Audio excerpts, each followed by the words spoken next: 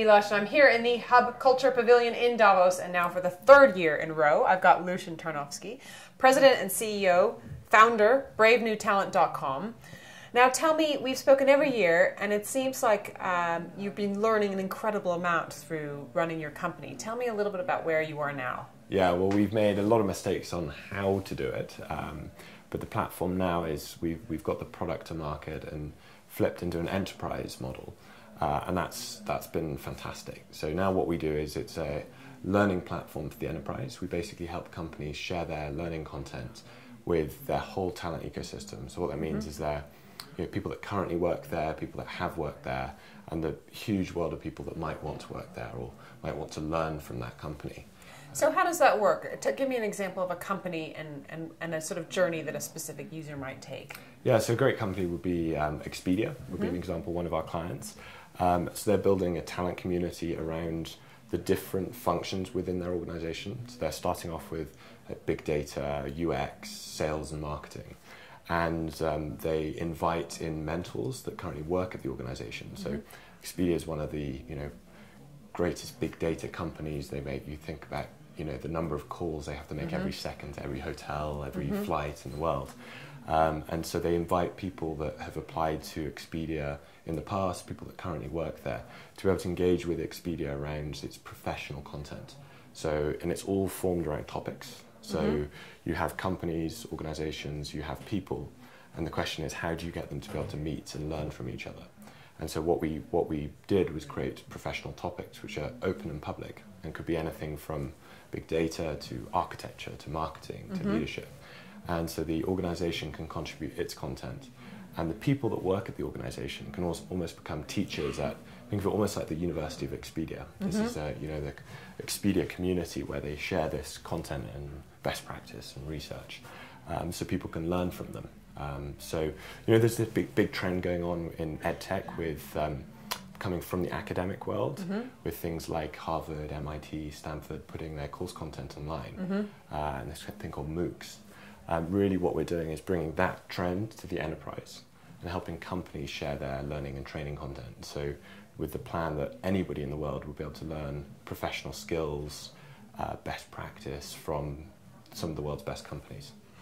Tell me, you're also a YGL now. Congratulations. Yeah, thank you.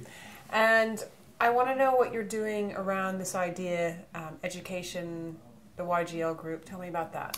Yeah, so education's been a big passion of mine. I guess through my dad, I started working in this space when I was about 9. And so the YGL community is amazing, and I've been participating in, we had this whole piece of work on complex systems, and I did the piece on talent, labour and mobility. And then since then I've joined the forum's steering board on talent mobility. And it's this whole idea, I think the big picture, Professor Schwab talks about this, that the world has gone from capitalism to talentism. So what does that mean? What's talentism? So I think this is a really important point, because a lot of people think, still financial, it's all about the financial capital. But actually, when you think about it, human capital is now more important than financial capital. So if you think about what makes a country, a company, or for that matter, a city successful, it's the human capital that they're able to attract. So, this old thing we learned in school that cash is king. Actually, it's talent is king, because cash follows talent. So the reason San Francisco and the Bay Area is so successful as a technology hub is talent go there. So I'm actually moving to San Francisco. Are you? Which is I'm so excited. But it's like, you go there to be around other people. If you work in technology, it's the Mecca. But saying that, I'm very much going to keep a presence in London.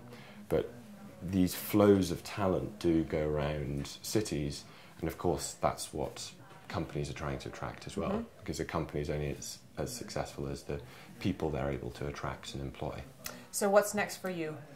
So, well, the big picture this year, we're scaling up our sales team, really building out the US side.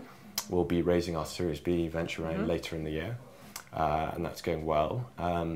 So getting these clients onboarded, getting very large communities going, really showing that there's a opportunity for the enterprise. If you think about supply and demand of talent, what we're really trying to do is the enterprise has the demand on talent.